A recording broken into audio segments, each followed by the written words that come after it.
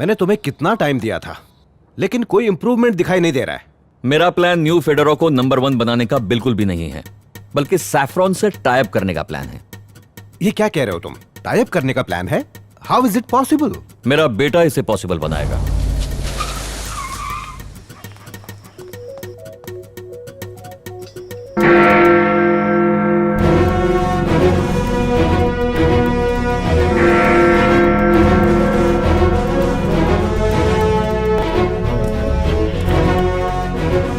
हाय mister Steve, शुरुआत करूंगा saffron के स्वॉट एनालिसिस से, जो ये तय करेगा कि आपको एमडी से मिलना है या नहीं।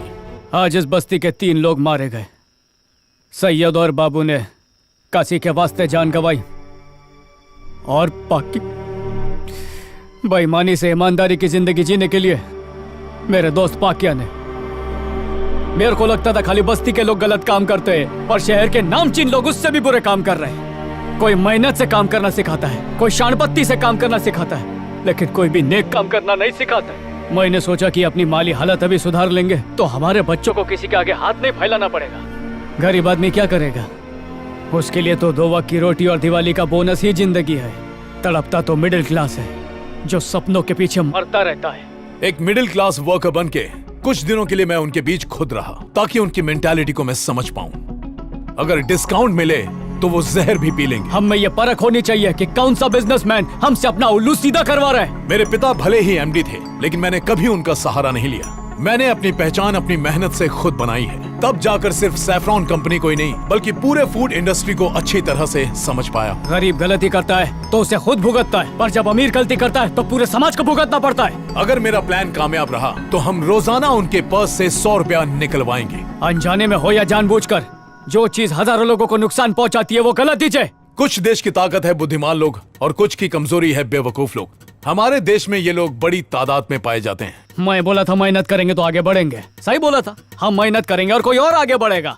आप विदेशी होकर हिंदुस्तानियों को इतना जानते हैं, फिर मैं तो यही कहूँ आपसे ज्यादा जानूंगा ना। गरीबी से निकलने के चक्कर में टारगेट और डेडलाइन के भंवर में फंसा दिया है। बचत और खर्चे का सिलसिला खत्म ही नहीं होता। मेरी भी यही मजबूरी है, मैं भी गरीब है, पर मैं इस सिलसिले को तोड़ के रहेगा। आज से माझा टारगेट है इन लोगों को एहसास दिलाना कि विकास के नाम पे ये जिंदगियां उजाड़ रहे हैं। आज 1 अप्रैल है, मतलब अप्रैल फूल का दिन, और कोई मेरे को बोला था मैं दुनिया का सबसे बड़ा बेवकूफ है। मैं मानता है, पर 1 मई को मजदूर दिवस है और मैं साबित कर देगा कि मैं दुनिया का सबसे अच्छा मजदूर है। अगली बार जब मिलेंगे तो आपको ऐसा ऑफर दूंगा जिसे आप इनकार नहीं कर पाएंगे। कोई मेरा साथ दे या ना दे, मैंने कफन बांध लिया है।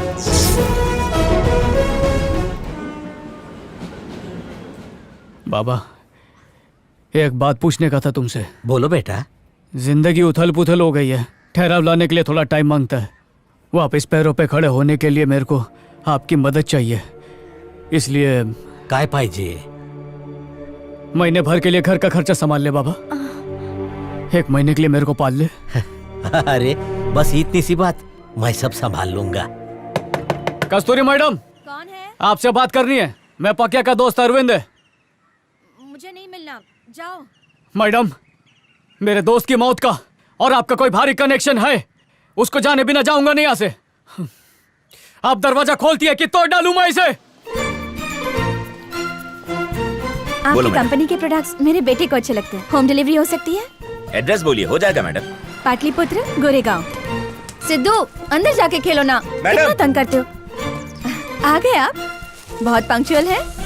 हेलो पकिया, कैसे हो पकिया? मैडम,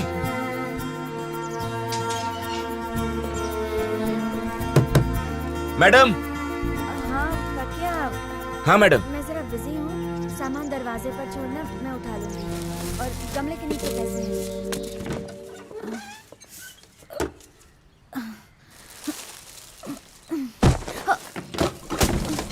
मैडम, मैडम, क्या हुआ मैडम? आप ये सामान किसके लिए मंगवाती हैं? आपका बेटा तो मर चुका है, हर तरफ कैमरा लगा हुआ है। अपनी हालत तो देखो, आखिर ये चल क्या रहा है? मुझे बताओ, नहीं तो मैं पुलिस के पास जाऊंगा। मेरे हस्बैंड की अचानक एक्सीडेंट में मौत हुई। मेरे पास मेरे जीने की एक ही वजह थी, और वो था मेरा बेटा सिद्धू। उसे संभालते हुए खुद को भी संभालने लायक हो गई। लेकिन ये खुशी के दिन ज्यादा नहीं टिके। नॉर्मल बीमारी है। डॉक्टर ने सीटी स्कैन करवाया।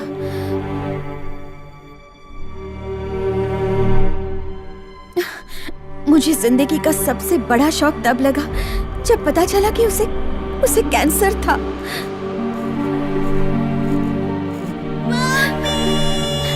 सिद्धू,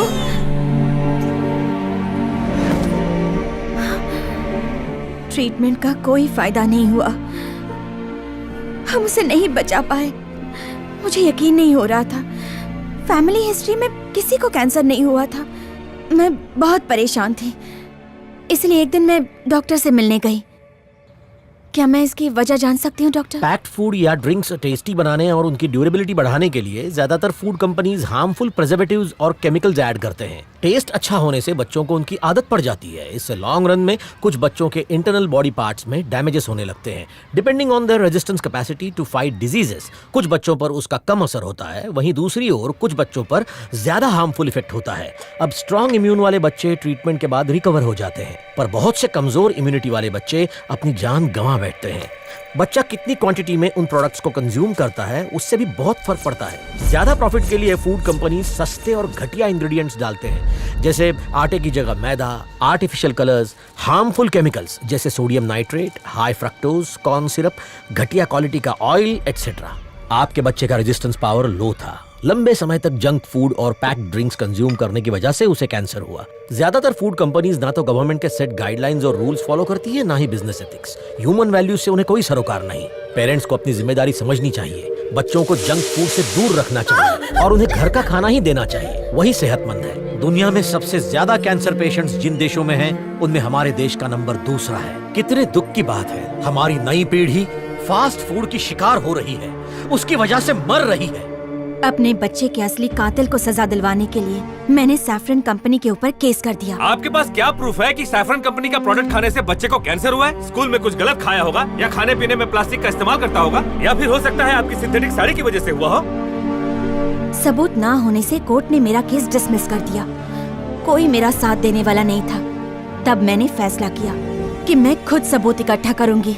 फिर मैं भी सैफरन के ही प्रोडक्ट्स खाने लगी, वही जहर जिसे खा के मेरे बेटे को कैंसर हुआ था। मैं सैफरन के प्रोडक्ट्स का पर्दाफाश करके रहूंगी। अपने ब्लड सेल्स में होने वाले बदलाव को मैं पूरी तरह से ट्रैक कर रही हूँ, पर इसके रिजल्ट्स आने में 4 महीने तो लग जाएंगे। शायद तब तक मैं इस दुनिया में ना रहूं, और इसीलिए 24 घंटे मुझ पर नजर रखने के लिए मैंने कमरे में CCTV कैमरे लगाए हैं। सैफरन के प्रोडक्ट्स एक स्टोर से होम डिलीवरी करवा रही हूँ। आज पहला दिन।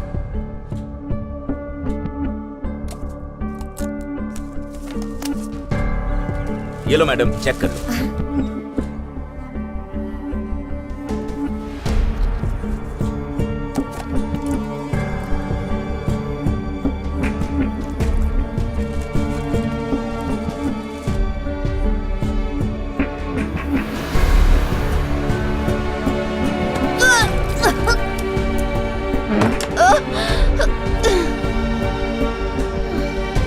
आज पहला दिन। अब मैं नहाने जा रही हूँ। बाथरूम में खाना नहीं है, पर किसी को शक ना हो इसलिए बाथरूम में भी कैमरे लगवाए हैं। क्या ये सबूत काफी होंगे? मैडम, मैं एक गली का गुंडा था मैडम। मैंने बहुत से खून होते हुए देखे हैं, लेकिन आपका इस तरह खुद को मारना मैं नहीं देख सकता मैडम। मैं आपकी हर तरह से मदद करूंगा। मुझे यकीन नहीं हो रहा कि पक्या नहीं रहा। कैसा समाज है हमारा कि एक माँ के हाथों अपने बच्चों की हत्या करवा रहा है।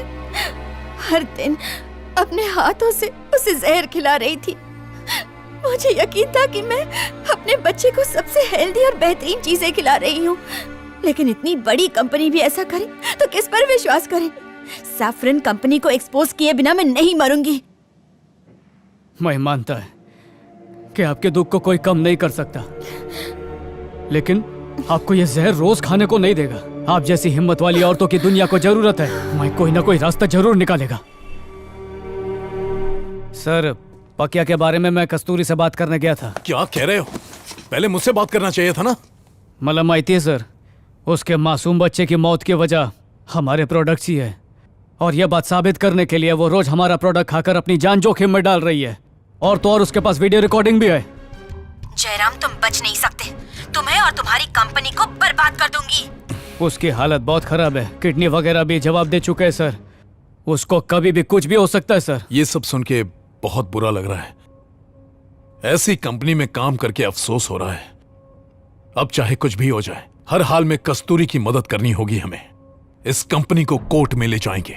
वो भी यही बोल रही थी सर, पर मैं जड़ से इलाज करना चाहता हूँ, इसलिए आपके पास आया हूँ। कैसे? सर मेरे को जब किसी ने हत्यारा बोला तो मुझे बहुत बुरा लगा। अगर हम मजदूरों को एहसास दिलाएं कि कस्तूरी के बच्चे के मौत के जिम्मेदार वो हैं, तो उनको भी बुरा लगेगा और वो कंपनी के खिलाफ बगावत कर डालेंगे सर। आखिर ये जहर बनाने और बांटने का घिनौना काम मजदूरों के हाथों से तो करवाते। मजदूरी बदलाव की पहली सीढ़ी है सर। दिमाग ठिकाने पर नहीं है? क्या लगता है मजदूर बदलेगा? मजदूर इसमें हमारा साथ देगा? वो बोलेगा कि नहीं सर, मैं आपका साथ नहीं दूंगा। तब क्या करेगा तू? अगर गलती से 2-3 मान भी गए तो उससे प्रोडक्ट पर कोई भी असर नहीं पड़ने वाला। बेवकूफी है, ये ख्याल अपने दिमाग से निकाल दे। सर पहले भी ऐसे ही मुद्दे पर अपना डिस्कशन हुआ है, जब आपने मुझसे पूछा था कि जो लोग टीवी नहीं देखते उन तक अपनी बात कैसे पहुंचाए। मैं बोला मुमकिन नहीं, पर आपने मुस्कुराते हुए मेरे को देखा और बोला कि मार्केटिंग में नामुमकिन नाम की कोई चीज ही नहीं होती। सर जब मार्केटिंग से लोगों तक अपना प्रोडक्ट पहुंचा सकते हैं तो उन तक अपनी तकलीफ भी पहुंचा सकते हैं। अपनी फालतू की बकवास बंद करो। ये उस औरत का वहम है कि हमारा प्रोडक्ट हेल्दी नहीं है। मुझे दुख है कि मेरे साथ रहकर भी तू मार्केटिंग नहीं सीख पाया। मुझे उस कस्तूरी से सारे वीडियोस ला कर दो। End of discussion, get out. चल तो है। आज ऑफिस में कुछ अजीब बात हुई। एक 2 टके का मजदूर मुझसे आकर यह कह रहा है कि ग्राहक की तकलीफ वहां काम कर रहे मजदूर से कैसे कही जाए। मैं तो शॉक्ड हो गया। अब एक कंपनी का मजदूर क्या ग्राहक से डायरेक्टली कनेक्ट हो जाएगा? कभी सोचा नहीं था इसके बारे में। कोई फायदा नहीं होगा। मैनेजमेंट में बैठा हर ऑफिसर करप्ट है, उनसे बात करना ही बेकार है। और जो ग्राहक है आलस की ऐसी चादर ओढ़ा हुआ है कि वो खरीदना बंदिश नहीं करेगा। और हम जैसे नौकरी पेशा लोग टारगेट के चक्कर में अपने जमीर को थपथपा के सुला देते। अगर कोई बदलाव ला सकता है तो वो सिर्फ मजदूर है, उनके सिवा कोई कुछ नहीं कर सकता। अरे उनको क्या पड़ी है, वो आए अपना काम किया, घर जाके सो गए। तुला कड़त नहीं का? चाहे मजदूर बोल लो या ग्राहक बोल लो, कुछ फर्क नहीं पड़ता है, क्योंकि आखिर में दोनों एक की चेहरे। कुछ नहीं समझा। ड्यूटी के सिर्फ 8 घंटे के लिए तो मजदूर है। अरे अब बाकी टाइम वो क्या है? ग्राहक ही तो है। खाने पीने और बाकी चीजों की जरूरत उसको नहीं पड़ती है क्या? अगर उन लोग ये बात समझ गए ना तो सब कुछ ठीक हो जाएगा। तेरे बस का नहीं है, तेरे से कुछ नहीं होगा, फालतू बकवास मत कर। बरोबर बोला, कुछ नहीं होगा। ना हम सुधरेंगे ना कुछ बदलेगा, सब ऐसे ही चलता आ रहा है, चलने दो इसको। पर मैंने आदि सर से सीखा है कि मार्केटिंग में इतनी ताकत है कि आप कुछ भी बदल सकते हो। ये बात भेजे में पत्थर की लकीर की तरह छप गई है। अब चाहे मेरा गुरु मेरा साथ न दे या कस्तूरी कमजोर पड़ जाए, मैं पीछे हटने वाला नहीं है। अच्छा ठीक है, हम लोग कल आराम से बात करें, अभी चलते हैं।